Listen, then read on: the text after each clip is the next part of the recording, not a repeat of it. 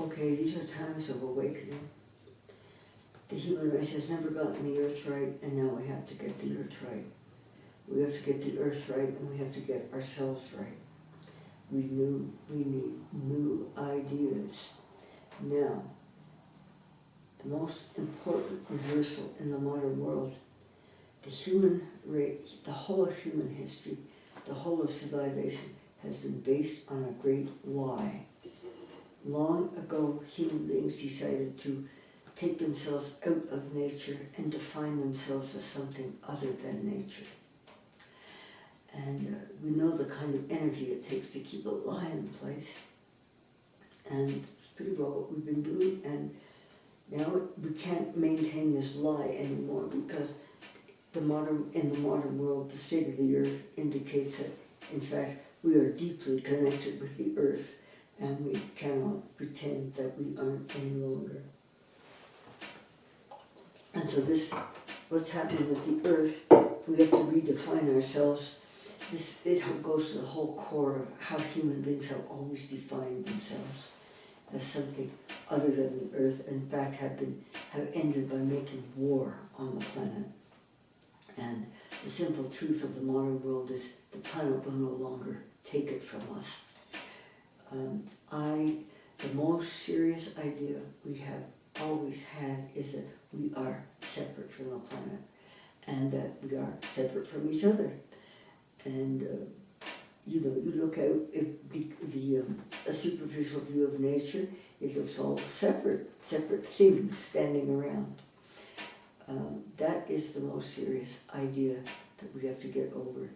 And the new idea that will bring us to our senses on just about every level of our lives is connection. We are connected. And the earth exists in complex, interdependent, interrelated webworks of connection. So I'm going to propose, well, first of all, I need to say a little more about the tradition we come out of. We come out of a tradition that really started with Descartes, but it goes way back. Well, the scientific image of nature, in fact, is driving much of the destruction of the planet. We have always considered ourselves superior to the planet, and this is part of the reason that we deny the earth consciousness in the modern world. We are conscious, they are just things, and they're put there for us to use. They're commodities and resources to be ripped off in order to make a fast buck. That's how we think of the planet. And most people, when they go out, don't even see color. I think most people's experience of the earth is kind of gray. It's just mechanics. All of our ideas are destroying the earth, as are our technologies these days. Witness the meltdowns in Japan and other places. Witness the way we vacuum sweep seas, we clear cut the forest, we dredge the ocean floor, destroying ecosystems at base. The notion of connectedness is the first key idea about the earth to get a hold of. If you cannot destroy one part of the earth without affecting other parts of the earth, because it's all related. The rainforests, in fact, are the lungs of the planet. They absorb greenhouse gases.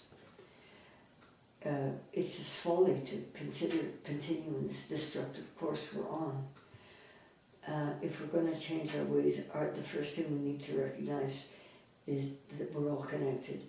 And of course, the deepest meaning is we can't harm the earth without harming ourselves. Poison the planet, we poison ourselves. You cannot be healthy without a healthy planet. Connectedness.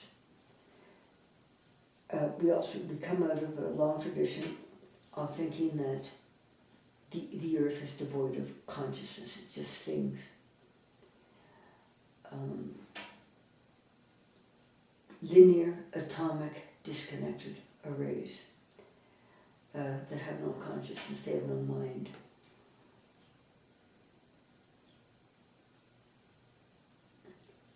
If you grant the earth consciousness, then we start looking at it right. the fact that we have denied the earth consciousness has always been a great reason to then put it down and make war on it. Hold it in total contempt. The earth is mere matter. We think the earth is mere matter. It's been a source of contempt for every species except ourselves.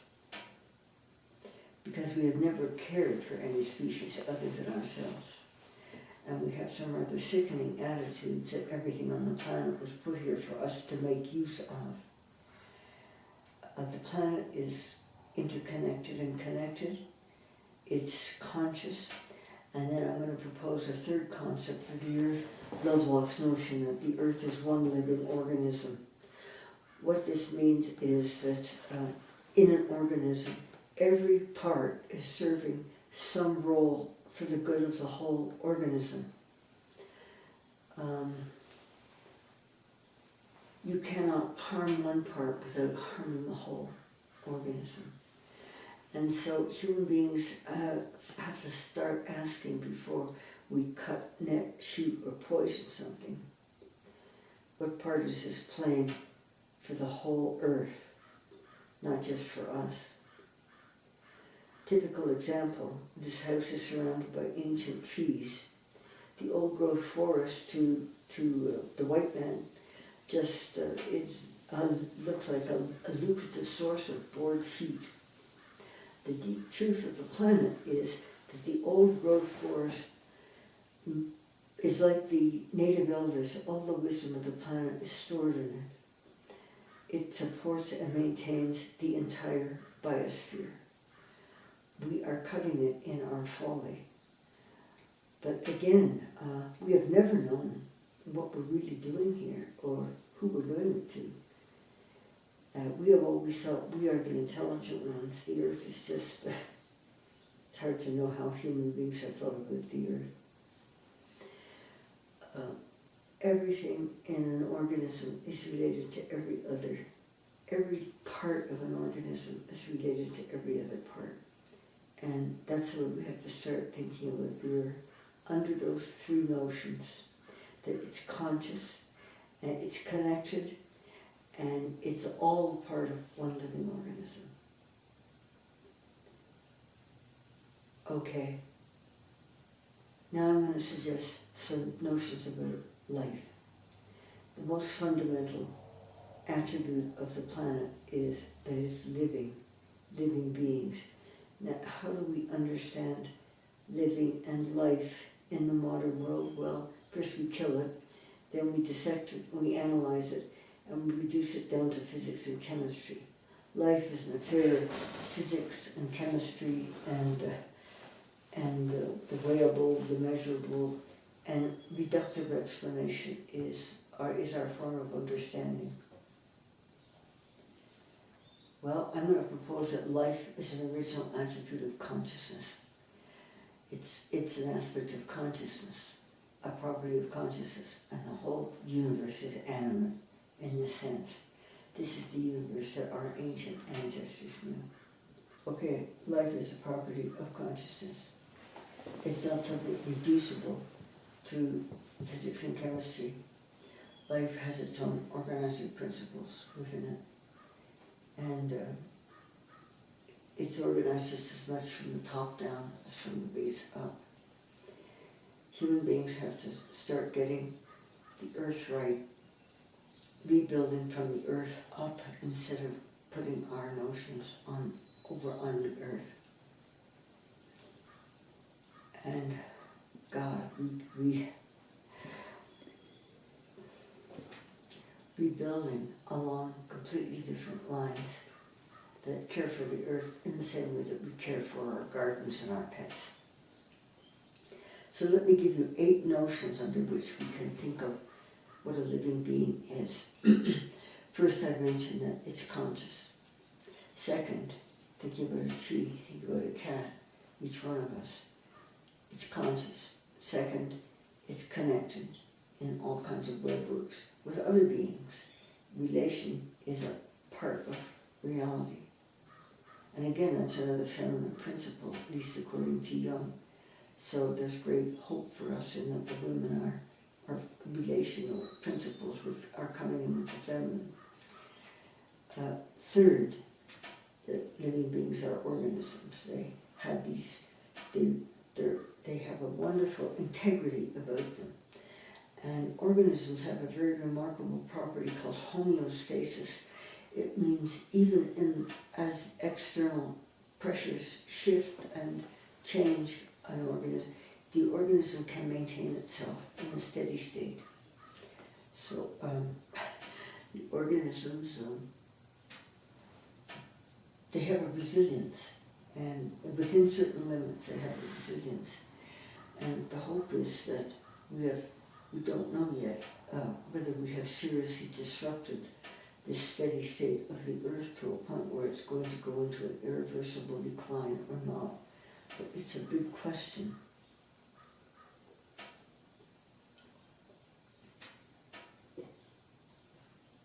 That's an organism. Okay.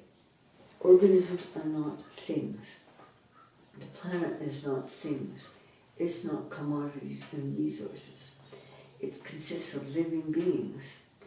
Living beings have needs. They need to be cared for. They need to be nurtured. They need to be loved.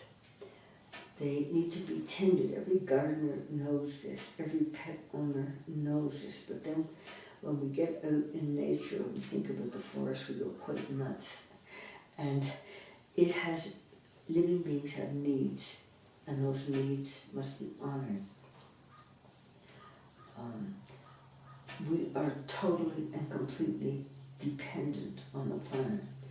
We thought we were totally separate from the planet. We are totally dependent. Every human being has to grasp this fact about themselves, that the planet is primary, we are extendable, we are secondary, and we are expendable. If we want to stay here and the human adventure is to continue here, we need an enormous amount of humility about who's more important than who and who isn't. And the Earth is far more important than any one of us is. I would say at this point, even an earthworm is more important than any one of us. So, organisms, they have needs. Since we are absolutely dependent on the Earth has rights. Animals have rights to their nesting sites, their den sites, their habitats, their migration routes, their lives.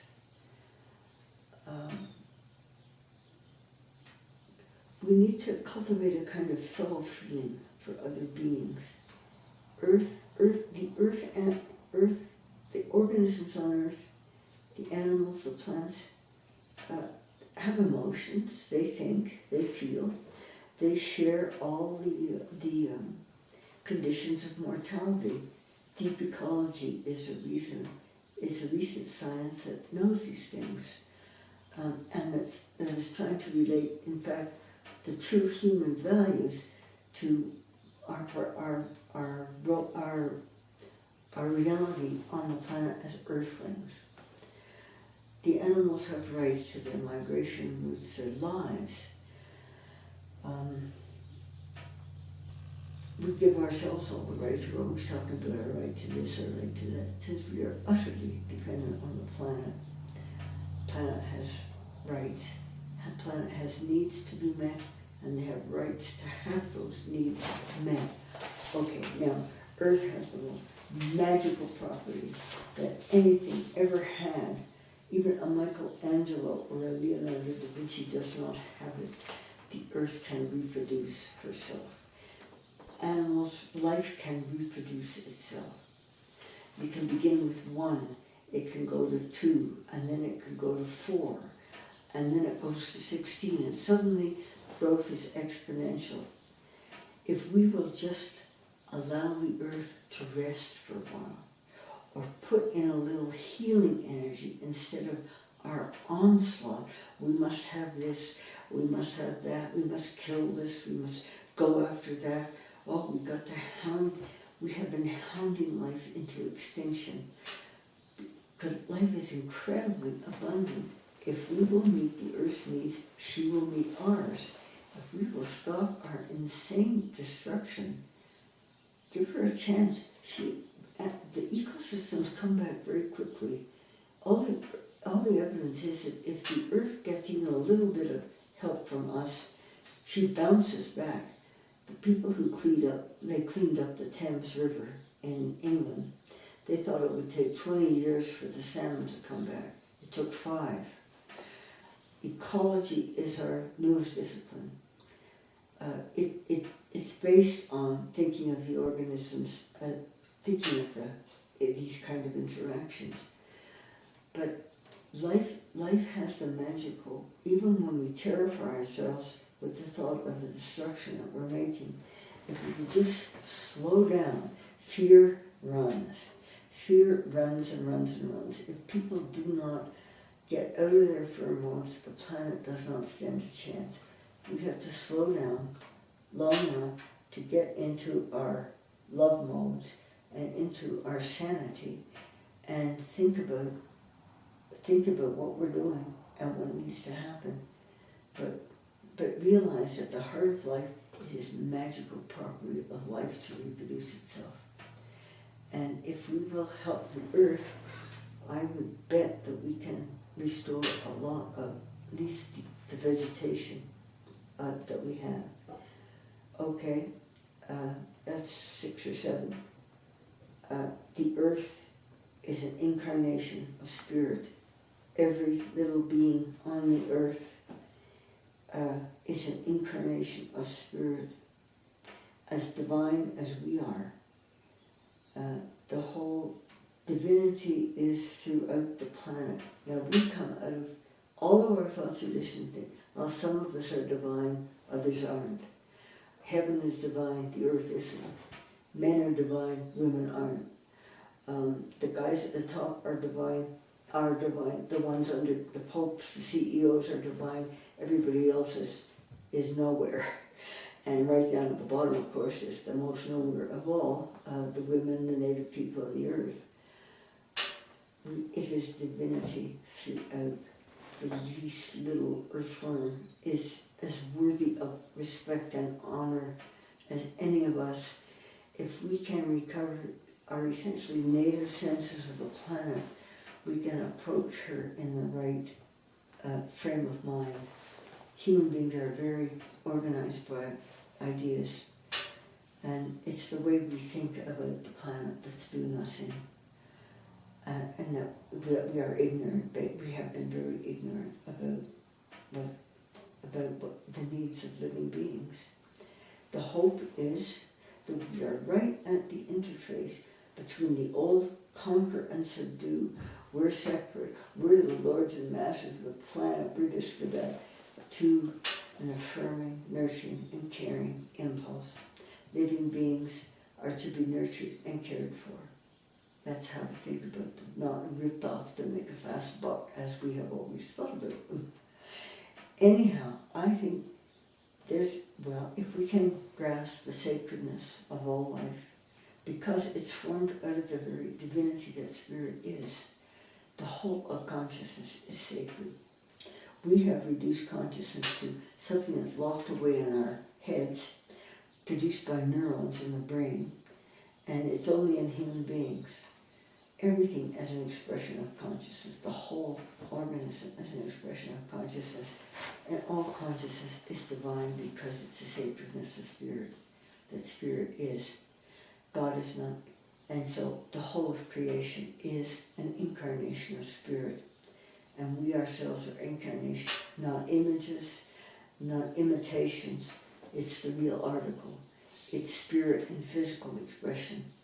And what we have traditionally called spirit is spirit in pure spiritual existence. Reality is pretty simple. We have carved it up into so many little bits that we are totally missing the truth of things. These ideas about living beings can form the premises of a new foundation for civilization itself. The last thing that has ever occurred to human beings is the foundation of civilization is the earth. They think it's reason or something else. And then there's one other thing. We don't know anything about the magic or the mystery of the planet. The kind of connections that we can have with her. When you want to know who you are, don't read a book by a great philosopher. Go sit in a field somewhere under the night sky and reconnect with your roots, which the human race has been here for thousands of years, millions of years. Our nervous systems are millions of years old. The early seas flow in our bloodstreams. Reconnect with the earth and feel what it is to be an earthling. And so there's a new frontier of magic and mystery, new ways of knowing, of being, opening up before all of us. Okay, so there are 3 new ideas about the earth, organizing ideas: consciousness, connectedness, and it's a living organism. There are 8 concepts of what life is, that it has an integrity all its own. It's not reducible to anything else. What about the human role here? Oh, we are reason, we are this, we are that great thing. The state of the planet makes it very clear at this great watershed in history who and what we are. We are meant to be Earthkeepers. We are earthlings. We are destroying our very life support system on the basis of lies. The human race has to take a giant step in its identity and in its senses of itself, in its senses of its responsibility and its accountability and of its freedom.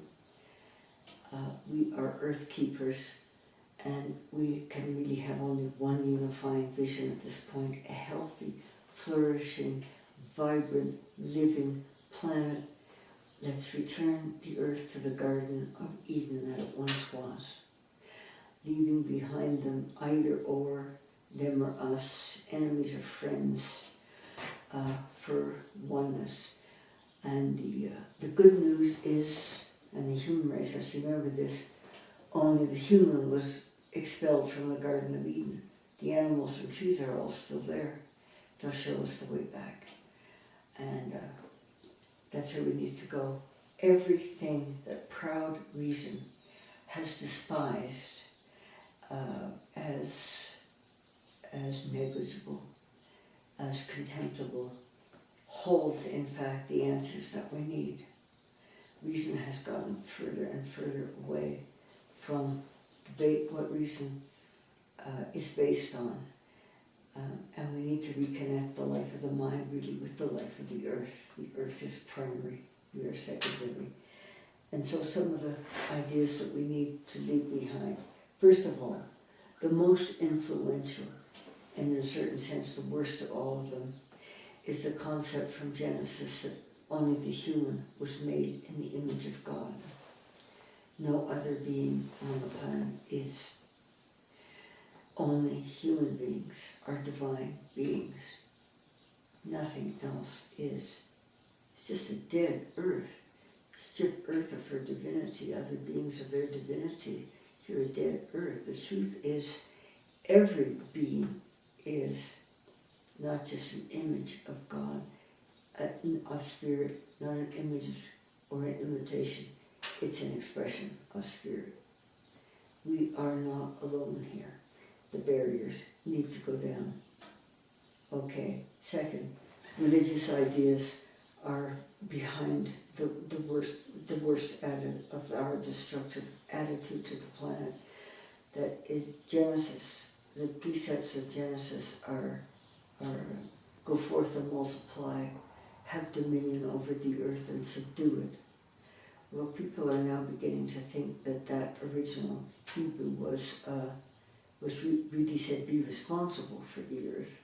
It's taken us a long time to figure that out.